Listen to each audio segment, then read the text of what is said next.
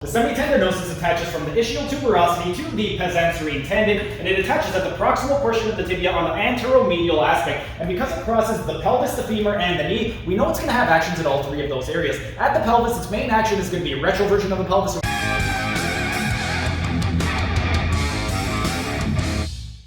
Hey everyone, Steven here with TV Fork, and this week's YouTube shorts are dedicated to the semitendinosus muscle. The semitendinosus is one of the muscles in the hamstrings group, and as with all of the hamstring muscles, one of its main actions is going to be retroversion of the pelvis or posteriorly tilting the pelvis.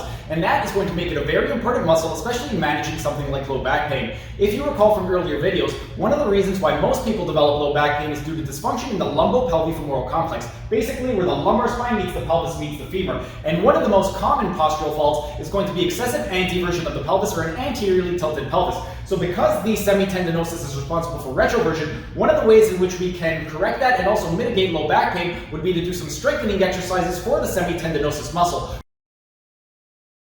For the semitendinosus muscle, there are only two bones that we need to be covering, and that is going to be the pelvis and the tibia. At the pelvis, if we go to the most inferior aspect of the pelvis, we have the ischial tuberosity right over here. And that's it in terms of the pelvis. Then, let's take a look at the tibia. The tibia is one of the two bones in the lower leg, and it's the most medial and the larger bone. This right over here is your tibia, and then right over here we have the medial condyle and the lateral condyle. And then I'm just going to have Johnny turn around so we can take a look from the front. At the front right over here, we have where the pes tendon attaches right over here, and that's pretty much the only important bony landmarks of the worth note when discussing the semitendinosus muscle. The semitendinosus attaches from the ischial tuberosity to the pes tendon, and it attaches at the proximal portion of the tibia on the anteromedial aspect. And because it crosses the pelvis, the femur, and the knee, we know it's going to have actions at all three of those areas. At the pelvis, its main action is going to be a retroversion of the pelvis, or posteriorly tilting the pelvis, and then it's also going to have a component of ipsilateral rotation, so rotation to the same side, and ipsilateral elevation, so elevation to the same side. Then, at the hip, its main action is going to be extension of the femur, and then it's also going to have a component of medial rotation of the femur, so turning thigh in toward the midline, and also adduction of the femur, so bring the thigh in toward the midline. Then at the knee, its main action is going to be flexion of the knee, and when the knee is bent, it's also going to have a component of medial rotation of the knee. But those are the main actions of the semitendinosus muscle. The semitendinosus is innervated by the tibial branch of the sciatic nerve, and more specifically your L5, S1, and S2 nerve roots. I'm just going to remove the sacrum so you can go ahead and see. But right here we have your L5, S1, and S2 nerve roots, and the reason that's going to be very important is because if we have any type of damage or compression to the nerves in those areas, then the nerves are not going to be able to send the proper signal to the semitendinosus to fire properly, and that can limit blood flow and oxygen in that area, which can lead to things like low back pain, hip pain, knee pain, ankle pain, and foot pain. So we would want to address it immediately, and one of the ways in which we could address it would be to do some ELDOA exercises for the nerves in those areas. The reason that ELDOAs are going to be so great is because the whole purpose of an ELDOA is to create space within a joint. So if we can create space, that can improve the function of the nerves, and that will send the proper signal to the semitendinosus to fire properly, which will improve blood flow and oxygen into that area.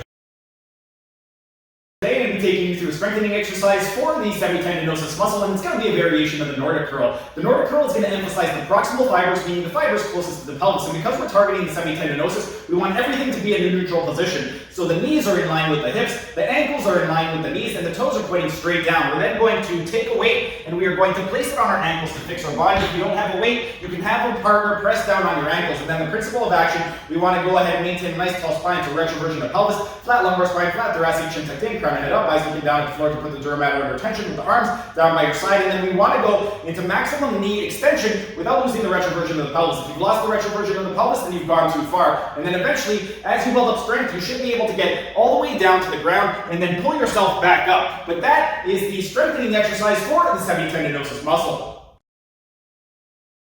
I'm going to be taking you through a myofascial stretching exercise for the semitendinosus muscle. For it, we're going to be in a seated position, and because we're targeting the semitendinosus, we want everything in a neutral position. So the heel is in line with the hip. We want to prioritize maximum extension of the knee, dorsiflexion of ankle, inversion of ankle, and we want to maintain a nice neutral position of the femur. Then, with the contralateral leg, we're going to flex the knee to 90 degrees, go into dorsiflexion and eversion of ankle, drive the knee down toward the ground. Then at the pelvis, we want to maintain anteversion of the pelvis without going into extension of the lumbar spine. We're going to do that by rolling forward onto the ischial tuberosities. Then, we want to go into hip flexion by driving the umbilicus forward. We want to maintain a flat lumbar spine, flat thoracic, chin tucked in, crown and head up, eyes looking down at the floor to put the dura mater under tension with the arms, maximum extension of elbow and wrist, maximum external rotation of the shoulders, project the palms forward and hinge forward at the hips. And this is the myofascial stretching exercise for the semitendinosus muscle.